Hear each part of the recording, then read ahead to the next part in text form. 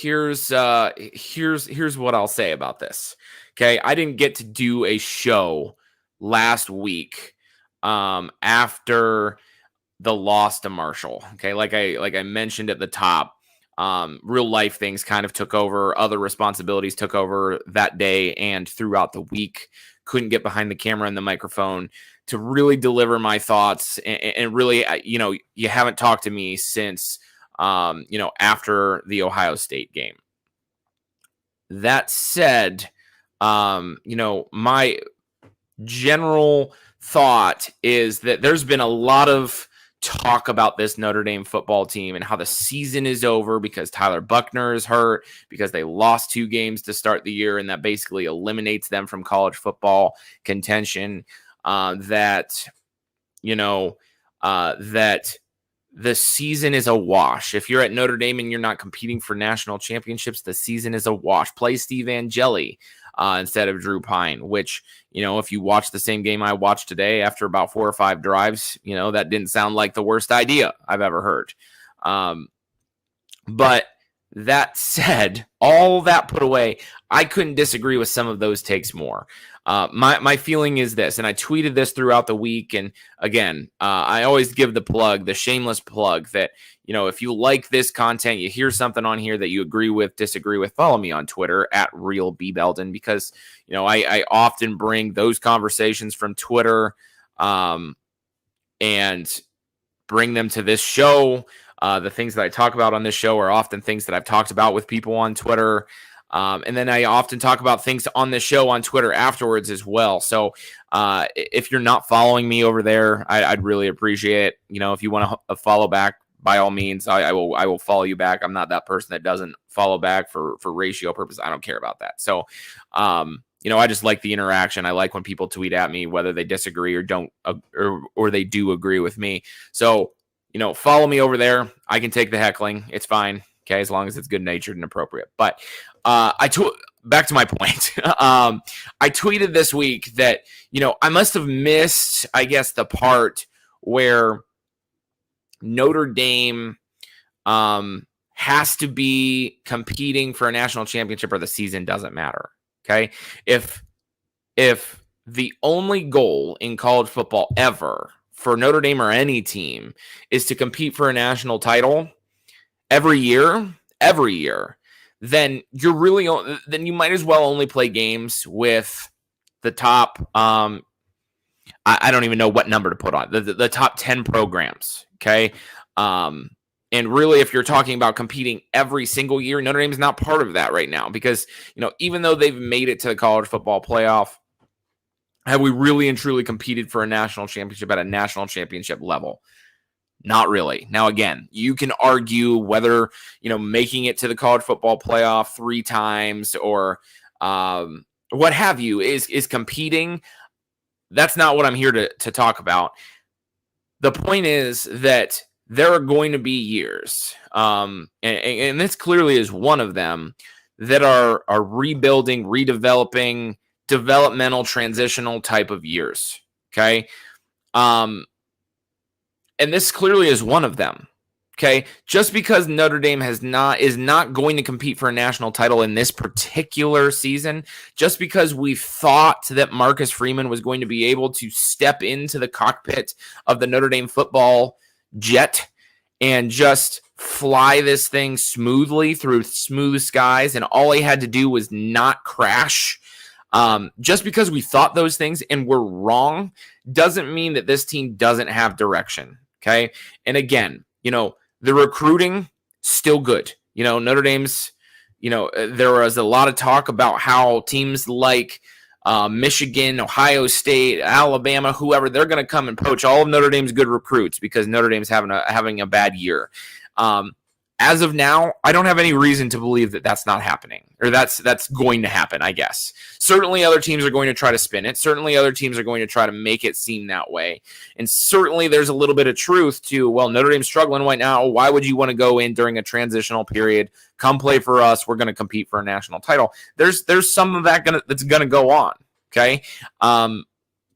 But, okay, Notre Dame right now as it sits is okay. Okay, until I hear differently on the recruiting trail. The football product, no, not as good as we had thought. The Marcus Freeman era, not off to the start that we had thought. Okay. Even with the win today, still lots of questions remain. And that's okay because,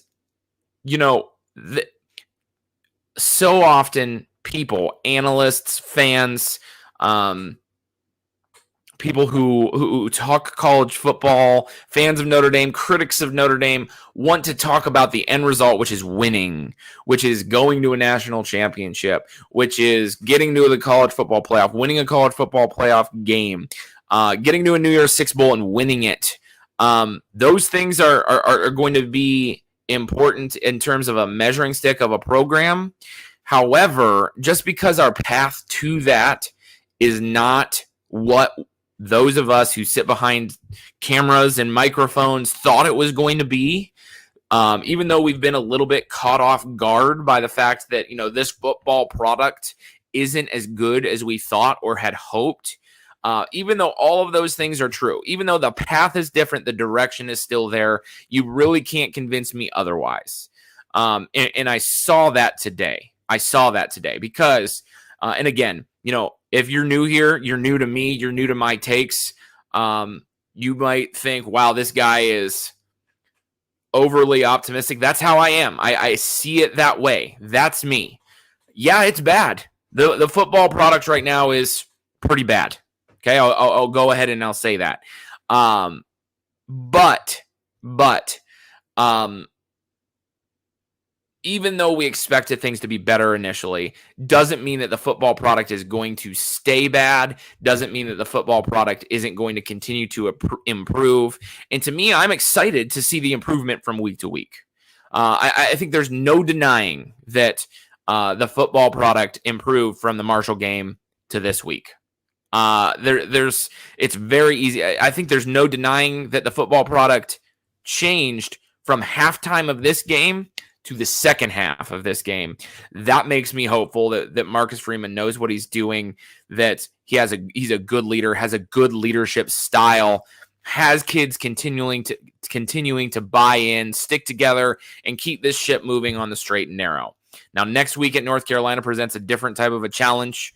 Notre Dame's defense is going to be challenged in that game. Notre Dame's offense is going to be tasked with trying to keep up with a North Carolina offense that historically has been pretty good and has put up some good numbers already this year. That's all true. We'll talk about that at a different time. But I think there's no doubt in my mind that if you watched this particular game, that Notre Dame, even though the starting point is different than what we had expected or hoped, that Notre Dame continues to improve. And again, right now, all we as analysts and fans talked about for the last 4 or 5 years is, has Notre Dame reached its ceiling with Brian Kelly? Is there any way that we can break through that glass ceiling and continue to compete? Not continue to compete, but start to compete for college football playoff wins and national championships.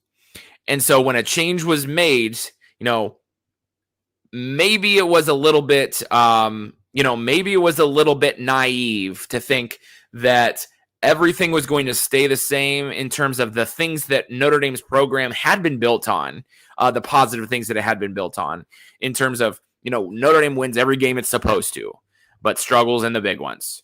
I think everybody thought that was going to continue to be the way things were. And when Notre Dame lost to Marshall, everybody thought in a blink of an eye, now we don't even have that. And I don't think that's true. I really don't. So those are my thoughts. I think that Notre Dame, like I say, the arrow still points upward for Notre Dame. I think, if there was going to ever be the breaking through of the metaphorical glass ceiling that, we talked about all the time when Brian Kelly was here, it had to be with somebody else with different perspectives, who's willing to be different, who's willing to think outside the box, who's willing to change, who's willing to do these things, who's willing to really hustle on the recruiting trail and leave no stone unturned on the way to that product that we hope is coming. And I think Marcus Freeman's still that guy. I really do.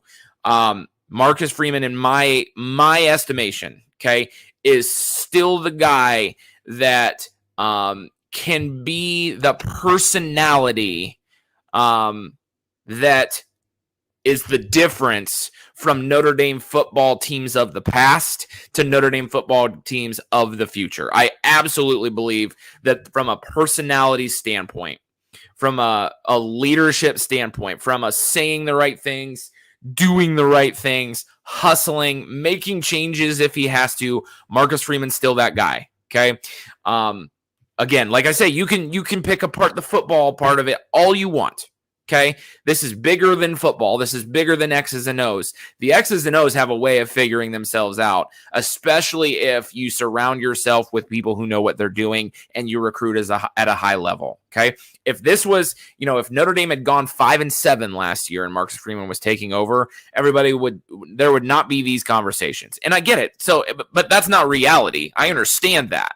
Okay, but anytime a new coach comes in, okay, regardless of the situation, people say, hey, let him get his guys in here. Let him recruit to his style, what he wants to do. That's still true for Marcus Freeman. Okay. It's rare, obviously, that a coach gets to, to step into a program that was, winning double-digit games every single year after year before. It's uncharted territory. Okay. And so it's a little bit different. And so this one's going to be different for us. Notre Dame fans are going to have to accept that this is a year of growth. Take pleasure in watching this team grow and get a little bit less, caught up in the everything has to look crisp all the time. Okay, take pleasure in watching, the Notre Dame offensive line and defensive line start to make strides. Even if it took them 2.5 games to get there, I think the offensive line, defensive line really taken strides and showed that really, really well in this particular game.